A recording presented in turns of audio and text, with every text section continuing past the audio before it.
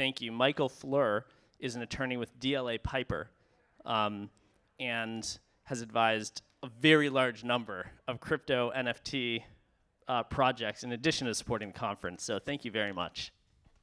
Thank you for having me. So my name is Michael Fluhr. As just mentioned, I'm a partner at DLA Piper.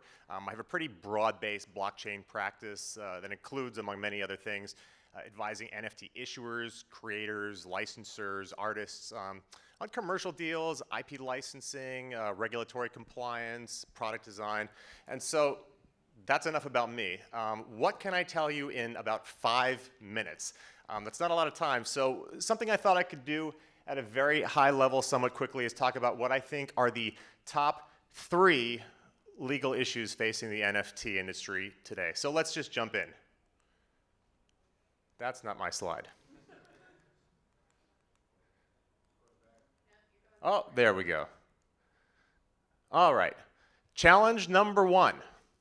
Royalties on secondary sales. So I think, as been discussed maybe a few times, and it's a hot topic, there's been this expectation in the NFT industry that you can sell NFTs and you can create these, these NFTs that when they're resold, royalties, certain percentages of the transfer price, are going to go back to a creator or an issuer or an IP licensor, and that this is all going to happen on-chain automatically. And as it turns out, this is actually somewhat difficult to do technologically. And a lot of people have found that out the hard way, when all of a sudden you have some disappointed IP licensor or creator who says, wait a second, I thought I was going to be getting secondary royalties. Where are they? We can talk outside, happy to explain why it's so difficult, but the question is, what can you do about it? Well, I usually advise my clients there are a few things that you can do about it. Number 1, really make sure that when you're designing an NFT project, you understand, or somebody understands, the technology at a very deep level.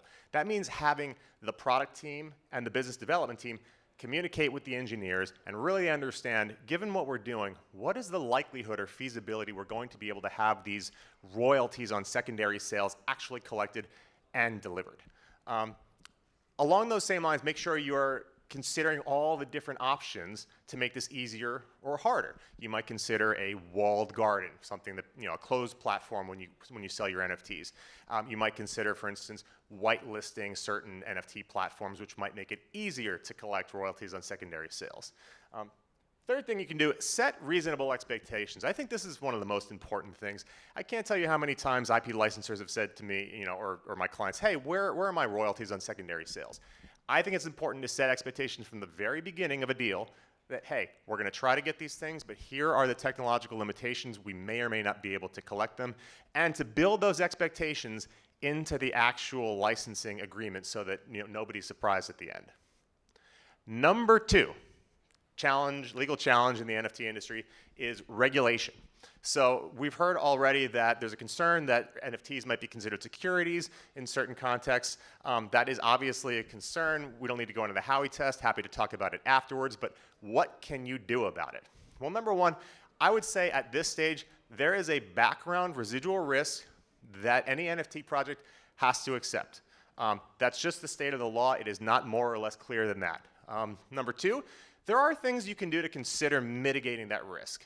Some people think that having a closed platform, a walled garden, may be a little more risky from a securities context. You might consider the size of the NFT drop, the prices of the NFTs, and also how they're marketed both internally and externally. Are these being really pushed for profit, or is the community aspect being pushed a little more? So that's the second issue. And then the third big issue that I see in the NFT space today is IP licensing. So for those of you who have been in the NFT industry for a number of years, you might remember that at the very beginning, people were selling NFTs. They say, hey, here's an NFT of a photo. And someone would buy an NFT of a photo. Well, what exactly does that mean if you have an NFT of a photo? Well, once lawyers got involved, they realized, well, the only thing that can be sold is an IP right in this photo, or an IP license in this photo. So we started developing certain licenses like, oh, you have the right to use this photo for non-commercial personal use, or you have the right to commercialize this, as in the case of the Bored Apes license. So what can you do to make sure that these IP issues don't creep up? Well, number one, make sure you understand all of the different types of IP that can be in a photo or a video or a piece of media that's associated with an NFT. It could be a whole bunch. Number two, make sure that you and your NFT project have the rights to do what it is that you want to do with this NFT. Make it into an NFT, sell it to third parties. And number three, make sure that you have a license to those third parties, those third party holders who purchase the NFT that clearly specifies here are the rights that you get, whether that's a personal license, an actual right to commercialize, whatever it is. 5 minutes, that's all I could do. If you want to talk more about it, I'll be outside, and thanks for listening to me. Thank you. And before you go, can you just show us that shirt? How amazing is that? Wow, where do I get one of those? Real respect, real. If I